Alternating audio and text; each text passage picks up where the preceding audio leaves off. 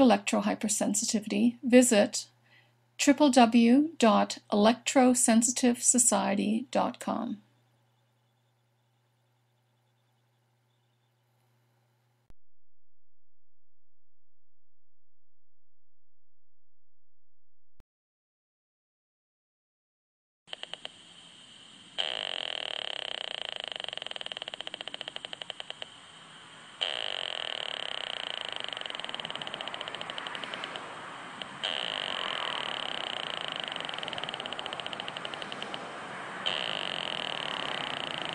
Getting a little bit higher too. 582, 600, 603, 654. That's interesting. 700. This is wild. 860. 900,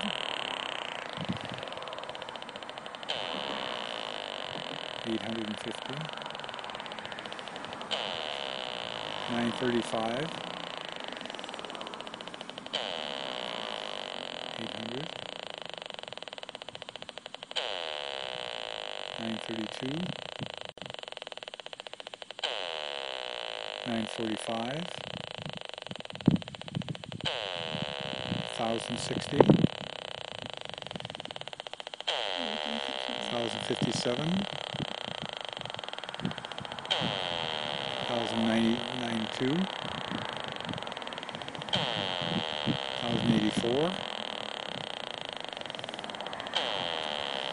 1065, 1049, 1028, 940,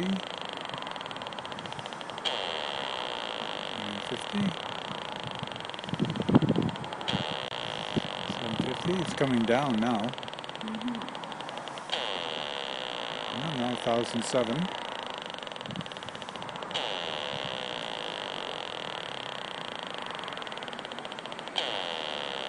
1041. 1008. Okay, I'm going to stop it now. I'm going to just show where this is the smart meter. Okay. And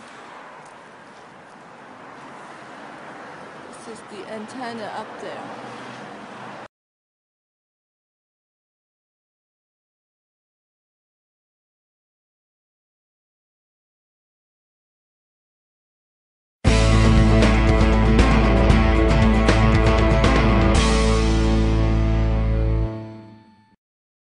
What is your opinion about Safety Code 6 and Industry Canada's settings or their current standards that they're using right now?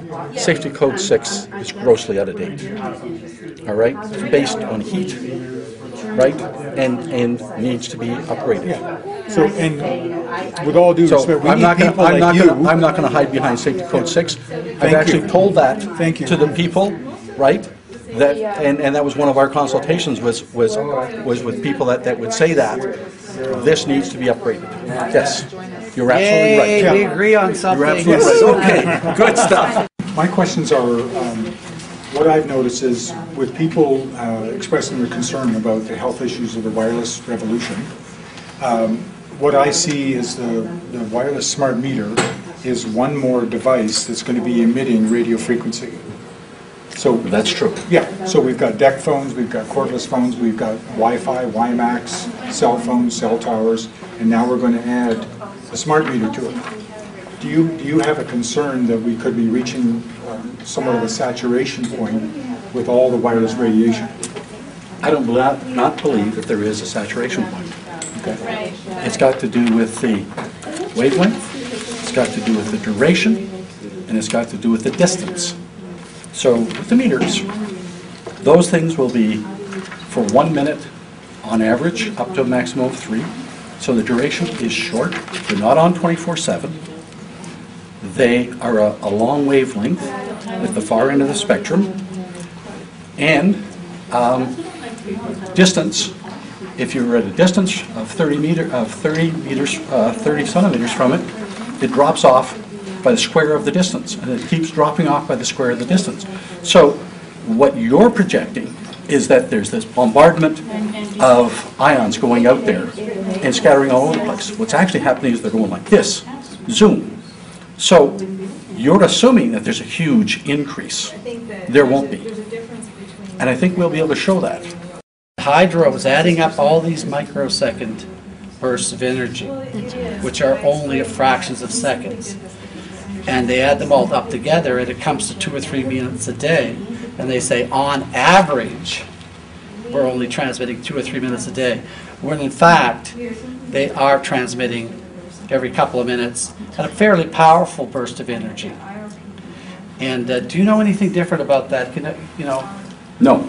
The answer is I can't debate that with you because I do not know. I do not know the specifics. So the answer is I can't debate that with you. Okay, so as it stands right now, because I have tested it, I have tested a meter, and that is the fact as it stands right now, that the meter does transmit all day, every day. Now what I'm asking you to do is find out for sure, okay? And we will. But Yeah. remember, that these meetings were set up because of the RFP meeting, and we came here to try to find out from you people what the questions were.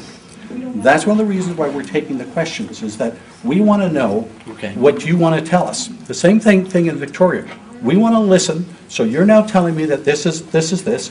Yeah. We'll get you an answer for that question, okay? Because that's a fair question. Yeah. And we'll get you an answer for it, and we'll get our technicians who will know what the meter that is being purchased has, and we'll be able to give you that answer. Yeah, you know, there's So a lot. we're not trying to hide something here. Okay, no, fine. Here, and the answers will go on the website, Okay, we're waiting. so that anybody can see We're it. waiting. We're waiting. Yes. I asked this question last week. I'm still waiting for an answer. Now, Right, worldwide. but we told you last week too, that the RFP hasn't been finished and the final contracts haven't been signed. And Fiona told you tonight that somewhere in the next 4 to 6 weeks, and so we're at a disadvantage and we recognize that, but we're willing to listen Okay. and get the questions. All righty, I appreciate that. But what I'm trying to establish here, Dr. Ladrick, is that worldwide, you know, there's scientists around the planet that have issued warnings about not to expose the public to these levels of radio frequency radiation. And, you know, we have a situation right now where in a prudent public policy setting, if you said, okay, we want to protect the public from potential harm, and not from an, you know, we don't necessarily have to have a 100% proof of harm before we set out to protect the public. When you see these warnings from scientists all around the world, and these are the best scientists in the world, and I often will quote Ole Hansen or Dr. David Carpenter and all these well-known doctors and researchers. Okay, now you're proselytizing, you're not asking a Well, the question. thing is, I'm But the answer Yeah. back to you is that there's an equally huge amount of literature out there Yeah. that has been studied and has looked at the things that you're talking about and said there is no problem. So you can find people who say there's a problem. I've known that through my whole career. Yeah. There's always somebody who will say the sky is falling. But the literature that BC Hydro relied on, the literature that they have looked Yeah. at, the literature that has been in the public domain for a long time, from journal-tested articles, from the experts that we think are true experts as well, those are the ones that we have relied on. And so anytime you have a change in technology, you will have a group of people, and some of them, Yeah. very, very educated people, some of them I actually know, Yeah. and they'll say, this is what's going to happen. The answer is, that's not what the rest of the literature shows. And Yeah. in essence, we've done the human experiment with Wi-Fi, with cellular phones, with electricity. We live with more electricity Okay. and electrical current than you can ever imagine. Okay, what and is the our result? population Okay. is getting healthier. And we're not getting healthier. Are you kidding? That's absolutely ridiculous. Hang on, I would challenge you on that. I see company. children who are already losing their memories. They're teenagers. They're already talking about seniors' moments. Please don't talk to me about children getting healthier. They are more sickly than ever. We as doctors know that. We've seen them. And that's one of the reasons Fiona went to great lengths to say, we are going to be looking at the issues and we're going to try to find a solution for the individuals who have that. So we've been consistent in that message back to the people. Has it been done before? Have actually things been stopped that are electromagnetically harmful in the public domain? Like, I don't see anything with all these things you brought up, all these experts with all their findings on electromagnetic radiation damage to health. I haven't seen people say, we're recalling this product because it's causing... Right, because none of that stuff scientifically holds up. No, it's up because to it's tested in science. I just want to get to my Health question. Canada is in business. My question is this. Industry Canada is in business. We could argue about proof all day, can't we? But the thing is about this is that in every other area, I know that I think you were a proponent of banning the use of tanning beds for teenagers, and you're asking that Yes, known cause, skin cancer, known. Yeah, and the thing is that how much evidence did you have that showed that this is causing skin cancer? Firstly, how much evidence did you have to have? Say, for instance, if I were to bring you that amount of evidence, would that be enough for you to say, okay, maybe we have an issue here? You know, Well, would that be enough? You can give me all the evidence you want, and I will look at it. That's Yeah. what I've been doing. I've been talking to Dr. Kerry Crofton. Yeah. I've been talking to several other people, because one of the first things I've said is, you tell me from your standpoint, what are the problems? What are you reading, and what are Yeah. you worried about? So that I can look at that and balance it. What I'm telling you Yeah. also, that I'm also looking at the other side of it, and that side of it isn't showing.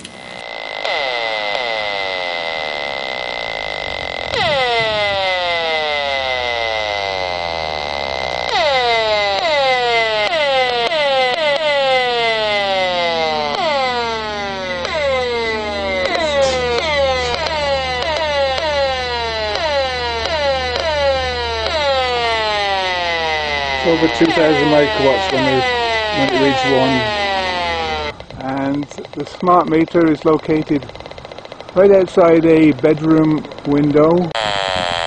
Voici les nouveaux compteurs intelligents d'Hydro-Québec qui permettent de faire des relevés en tout temps, à distance.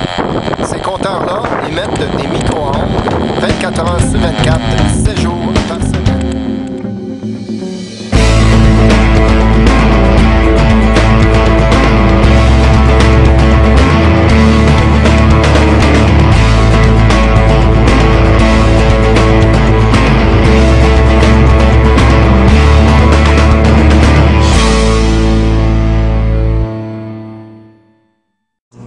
I'm David Carpenter. I'm a public health physician. I graduated from Harvard Medical School, and I worked for the New York State Department of Health for 18 years. During that period of time, I was responsible for administering a program in electromagnetic fields. I subsequently became the Dean of the School of Public Health, and presently I'm a faculty member in the School of Public Health and the Director of the Institute for Health and the Environment at the University of Albany. Thank you. And Central Maine Power says there is no reason to be concerned about smart meters. There are no health effects, and everyone who's worried about health effects of RF from smart meters or from the mesh network really has nothing to be concerned about. And what do you say to that? I say that's absolutely false. The question to ask them is, what is the evidence that smart meters are safe and have no adverse health effects? And the answer to that question is that there is no such evidence. And in fact, while no one has actually done human health studies in relation to people living in homes with smart meters, we have evidence from a whole